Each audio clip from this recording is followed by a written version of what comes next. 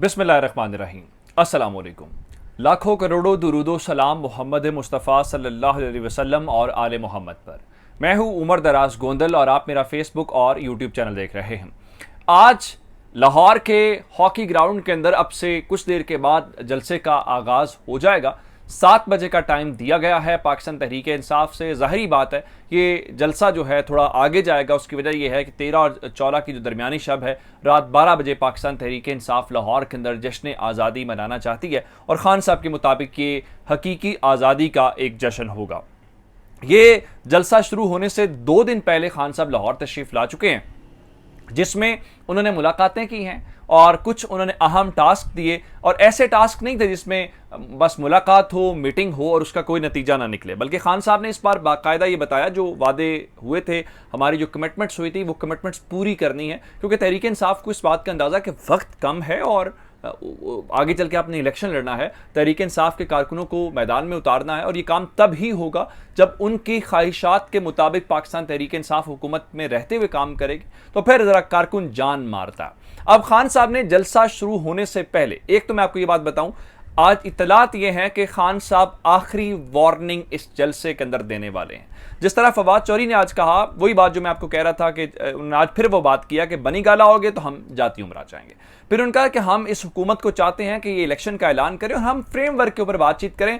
Otherwise अगर हमने street movement शुरू कर दी तो ये हुकूमत 5 दिन भी टिक नहीं सकती। ये हुकूमत इतनी कमजोर है, लेकिन हम चाह नहीं रहे पाकिस्तान की मईशत को रखते हुए। इस सारे तनाजुर के अंदर खबर यही है कि खान साहब आज बुनियादी तौर पर इनको आखिरी मौका देंगे, ऐलान करेंगे कि भाई ये आपके पास चांस है, अवेल करना चाहते हैं कर लें, नहीं करना चाहते तो फिर कल को शिकवा ना किया जाएगा। लेकिन अब खान साहब चूंकि लाहौर में है, जब किसी चीज की दुम के ऊपर पांव रखा जाता है तो वो चीखें मारती हैं। खान साहब ने अब इनकी दुम के ऊपर पांव रखा है और चीखें मारना शुरू कर दी हैं। मैं आपको बता देता हूं बड़े खड़ाक की तारीख जो है, उसके बाद फिर अगला सिनेरियो बताता हूं जो 14 तबक रोशन करने वाला। खबर बहुत बड़ी है ये वाली। असल ये है कि पाकिस्तान तहरीक इंसाफ की जो वजीर आला साहब के साथ मुलाकात हुई है चौधरी परवेज इलाही के साथ, उसमें यह तय किया गया है कि जो 25 मई का मामला है उसको 2 हफ्तों यानी 15 दिन के अंदर अंदर इन्वेस्टिगेट करके कंप्लीट किया जाएगा, उसको मंतकी अंजाम तक पहुंचाया जाएगा। और उसकी वजह यह है कि इस दौरान इमरान खान के खिलाफ इन्होंने इलेक्शन कमीशन और दीगर चीजें करनी है, गिरफ्तारियां करनी है। तो उस दौरान पाकिस्तान तहरीक इंसाफ भी नून लीग के ऊपर भरपूर दबाव डालना चाहती है गिरफ्तारियां करके, और पुलिस का जारी बात है वो भी उसी तरह से इस्तेमाल करेंगे।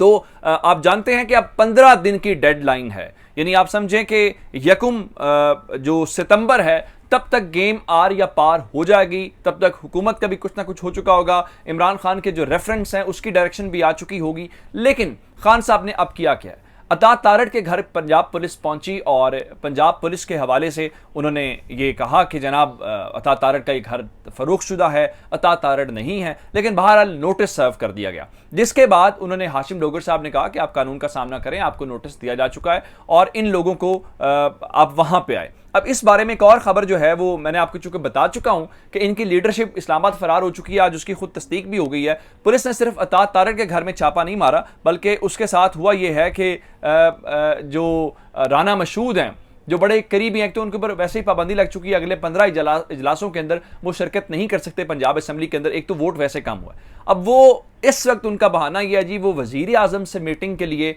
वहां गए हुए इस्लामाबाद के अंदर, और सुबह सवेरे पंजाब पुलिस ने उनके घर में वो गए हैं और उन्होंने उनको गिरफ्तार करने की कोशिश की है, लेकिन इस्लामाबाद जाने की वजह से वो बच गए हैं। हिना परवेज भट्ट ने, राना मशहूद ने, दीगर सब ने इस बात की बड़ी मजम्मत किया जी ये गिरफ्तारियां, ये इस तरह से चीजें होना मुनासिब नहीं है। बहुत अच्छी बात है, ये कुछ ज्यादा पुरानी बात नहीं है। ये जब एक जमात कर रही थी, जुलूस कर रही थी, जलसा कर रही थी 25 मई को, उस दिन भी ऐसा ही होना चाहिए था। अगर आपने उस दिन आइन और कानून की बुनियाद के ऊपर किया तो अब भी आपको होना चाहिए। अब इसमें तहरीक इंसाफ का प्लान क्या है? 2 आज शख्सियात जिसमें अता तारड़ हैं, राना मशहूद है, उनके खिलाफ पुलिस पहुंच गई है। उसके बाद अब बारी है राना सनाउल्लाह की। एक तो राना सनाउल्लाह को 25 मई के हवाले से नोटिस दिया जाएगा, जिसमें फवाद चौधरी ने कहा है कि अगर आप तफ्तीश का हिस्सा नहीं बनेंगे, हमने जीआईटी बना दिया है, तो हम इनको इश्तिहारी डिक्लेयर कर देंगे। एक अजीब सा मामला होगा कि एक सूबे की पुलिस आपको इश्तिहारी डिक्लेयर कर चुकी होगी और आप विफाक के अंदर चल के एक विफाकी वजीर दाखिला के तौर पर काम कर रहे होंगे, तो जाहिर बात है आपकी जो मॉरल अथॉरिटी है वो बहुत कमजोर हो जाएगी और आप किस मुंह से भाषण देंगे। मैं आपको एक एक और खबर इस बारे में दे सकता हूं कि जिस तरह से इन्होंने मुकदमात बनाए हैं उसी तरह से इनकी जबान में जवाब देने का फैसला किया गया है। जनाब मोहम्मद नहीं बल मोहम्मद असलम कौम अराई सकना दंदियां तहसील कामों की जिला गुजरांवाला में उन्होंने ये जो SHO हैं उनको दरख्वास्त दी है और बताया है कि राना सनाउल्लाह ने एक प्रेस कॉन्फ्रेंस की है जिसके अंदर उन्होंने शहबाज गिल को धमकियां दी हैं।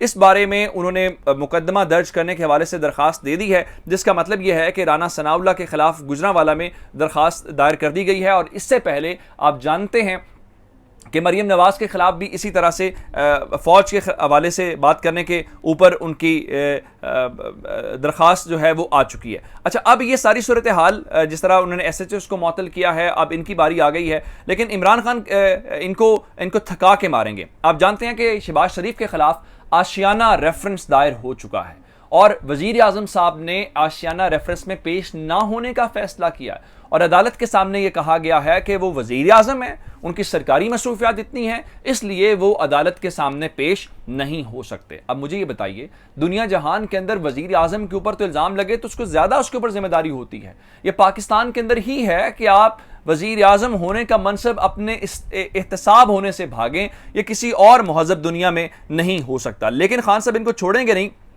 उसकी वजह यह है, आप जानते हैं कि 9 हलकों के अंदर इलेक्शन होने वाला है, ये एक और खबर है, और 9 हलकों में से 6 हलकों के अंदर पाकिस्तान तहरीक इंसाफ के चेयरमैन इमरान खान के कागजात नामजदगी जमा हो गए हैं। इवन सूरत हाल यह है कि कराची में एक नशिस्त के ऊपर बताया गया है कि JUI का कैंडिडेट भी विड्रॉ कर लिया गया है, पीपल्स पार्टी का कैंडिडेट भी विड्रॉ कर लिया गया। भला किसके हक में?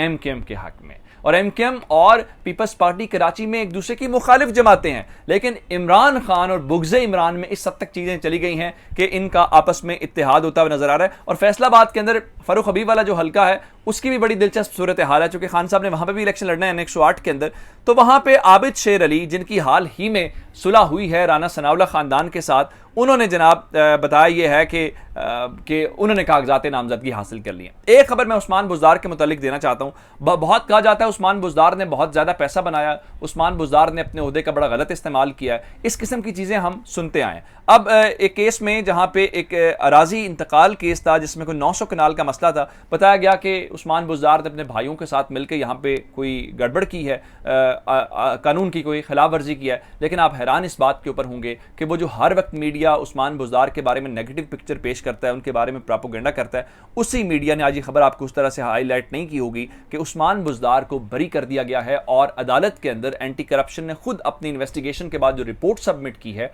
उसमें यह कहा है कि उस्मान बुज़दार और उनके भाइयों के खिलाफ जो मुकदमा है वो झूठा है, उसका हकीकत से कोई ताल्लुक नहीं है। जाहिर बात है, मैं नहीं कह रहा, उन्होंने अगर उनको बरी कर दिया राजी इंतकाल केस के अंदर तो फिर हमको ये खबर रिपोर्ट करनी पड़ेगी। अब आते हैं इस बात के ऊपर कि अदालत ने भी इस हुकूमत को रुसवा कर दी। इन्होंने एजेंसीज को, मैंने आपको बताया था कि एजेंसीज को इस्तेमाल करते हुए कहा जी चूंकि एजेंसीज की रिपोर्ट है तो हम ARY की सिक्योरिटी क्लियरेंस जो है उसको खत्म कर रहे हैं, विड्रॉ कर रहे हैं। मतलब ये था कि आपने लाइसेंस मुअत्तल करना था, साथ ही आपने चेयरमैन पैमरा सलीम बेग साहब की अगले 3 साल के लिए मजीद अपॉइंटमेंट कर दी। सलीम बेग साहब ने आखिर ऐसी क्या सर्विसेज दी हैं कि अगले 3 साल के लिए भी उनको ये लगाना पड़ा। इस मुल्क के अंदर कॉम्पिटेंट शख्सियात की आखिर कमी होगी। हालांकि हम जानते हैं कि सलीम बेग साहब कितने पावरफुल शख्सियत हैं, वो कहाँ से आए हुए हैं। तो अब ज़रा खबर सुन लें कि कम अज़ कम अदालत तो आपके कंट्रोल में, उस तरह चीज़ें आप एक हद के बाद नहीं कर सकते। तो ARY को इस हवाले से एक बड़ा रिलीफ मिला और सिंध हाई कोर्ट के अंदर उन्होंने दरख्वास्त दी थी और कहा था जो उनका NOC मुअत्तल किया गया उसके ऊपर नोटिफिकेशन जो है वो मुअत्तल किया जाए। तो अदालत ने उस नोटिफिकेशन को ना सिर्फ मुअत्तल कर दिया है बल्कि उसके ऊपर अमल दरामद भी रोक दिया है। उसके साथ ही फ्रीकैन को नोटिस जारी कर दिया है और ये कहा है कि आप 17 अगस्त को पेश हों। अब सवाल ये पैदा होता है कि आखिर ऐसा क्या है कि आपने एक इदारे को नोटिस भी सर्व किया, आपने ये भी कहा कि आपके खिलाफ सारा कुछ हो पैमरा के अंदर और आपको तसल्ली नहीं हुई और उसके बाद आपने उनके इस किस्म की हरकतें भी कर रहे हैं। तो ये आपके अंदर का खौफ है जो आप छुपाना चाहते हैं, लेकिन कहाँ तक उसको करेंगे। अब अगर आप अवाम में आप गैर मकबूलियत है या आप चीज़ें कंट्रोल नहीं हो रही तो आप इस किस्म की चीज़ें करके भी अपने आप को बचा नहीं सकते। अपना बहुत सारा ख्याल रखिएगा जी। खुदा हाफिज़।